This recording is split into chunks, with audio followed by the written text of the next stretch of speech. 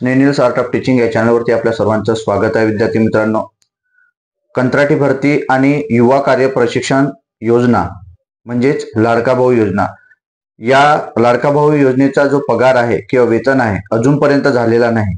परंतु निवडणुकीच्या आधी जे आपले शिक्षण मंत्री आहे केसरकर आणि आपले जे मंगलप्रभात लोढा आहेत यांनी या काही विद्यार्थ्यांना त्या ठिकाणी चेक देऊन एका कार्यक्रमामध्ये जाहीर केलं होतं की याचा पगार आपण दिलेला आहे. परंतु विद्यार्थ्यांना तो पगार आलेला नव्हता. परंतु त्यांनी काय केलं होतं की ते पगार देतो आहे असं त्यांनी भासवलेलं होतं आणि ते काही विद्यार्थ्यांना त्या ठिकाणी चेक दिलेला होता.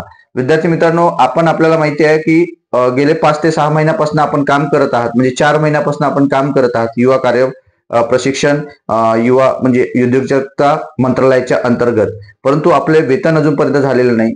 जे कंत्राटी शिक्षक भरतीमध्ये जे विद्यार्थी जॉईन झाले त्यांचे सुद्धा वेतन आलेले नाही आहे. मग हे वेतन कधी येणार आहे या संदर्भातील हा जो व्हिडिओ बनवतो आहे, हा व्हिडिओ आपल्याला संपूर्ण बघायचा आहे. आणि आपण माझ्या या चॅनलला पहिल्यांदा बघत असाल विद्यार्थी मित्रांनो, तर माझ्या या चॅनलला सबस्क्राईब करा, जेणेकरून येणारे जे काही अपडेट्स असतील, म्हणजे फक्त या योजनेच्या संदर्भातील नाही तर इतर जे शिक्षणाच्या संदर्भात असेल, इतर कोणतीही माहिती असेल तर आपल्या चॅनलला अपडेट आपण राहाल विद्यार्थी मित्रांनो, आणि ते नोटिफिकेशन आपल्याला पहिल्यांदा येईल.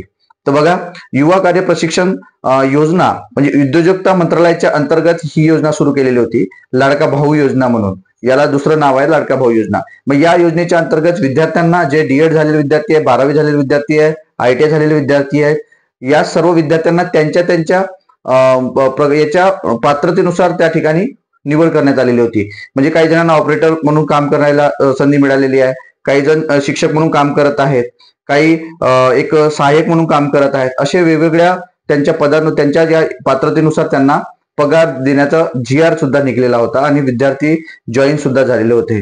मग यामध्ये 12वी वाला जो विद्यार्थी असेल त्याला 6,000 दिलं जात होतं. नंतर पदवीवाला असेल तर त्याला 8,000 आणि जे BEd DEd झालेले असतील त्याला 10,000 रुपये. याप्रमाणे हे जे वेतन आहे, विद्यावेतन समजा किंवा मानधन आहे, हे दिल्या जाण्याचं घोषित केलेलं होतं.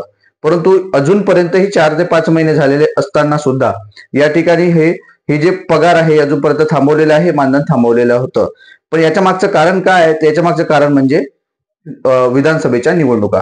288 जागांसाठी विधानसभेच्या ज्या निवडणुका आहेत त्या 20 तारखेला झाल्यात. आचारसंहिता लागलेली होती, 23 तारखेला त्याचा रिझल्ट लागला आणि आज समजा शपथविधी आहे तर येत्या 10 दिवसांमध्ये हा पगार आपल्या अकाउंटला जमा होणार आहे विद्यार्थी मित्रांनो. कारण ज्या वेळेला आचारसंहिता होती त्यावेळेला ह्या लाडकी बहीण योजना आणि लाडका भाऊ योजना याचे जे काही मानधन आहे ते अकाउंटला, विद्यार्थ्यांच्या अकाउंट असेल किंवा महिलांच्या अकाउंटला देणे बंद होते.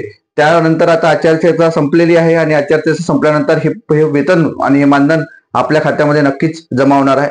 विषय दुसरा आलाय की मानधन वाढ होणार आहे का? विद्यार्थी मित्रांनो, लक्षात घ्यायचं आहे की जे काही GR काढलेला आहे त्या GR मध्ये ज्या गोष्टी नमूद केलेल्या आहे त्या नमूद केलेल्या गोष्टीच्या व्यतिरिक्त दुसऱ्या कोणत्याही गोष्टीचा विचार सरकार या ठिकाणी आपल्याबद्दल करणार नाही. आपण जर एकत्र असाल, आपण जर एकजूट असाल तर नक्कीच याच्या संदर्भात जर तुम्ही याच्याकडे पाठपुरावा जर केला शासनाकडे, कारण महायुतीच्या सरकारमध्ये या सर्व गोष्टी त्यांनीच आणलेलं हे विद्यावेतन आणि मानधन आणि लाडका भाऊ आणि लाडकी बहीण योजना आहे. तुम्ही त्यांच्याकडे जर डिमांड केली, मागणी केली तर याच्या माध्यमातून तुमची मात्र वाढ होऊ शकते.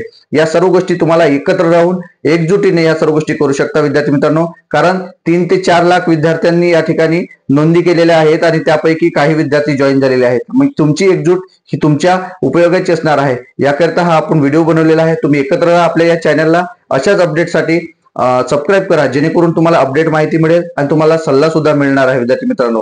आपल्याला हा व्हिडिओ कसा वाटला हे कमेंट बॉक्समध्ये कळवा आणि माझ्या या चॅनलला सबस्क्राईब करा. धन्यवाद.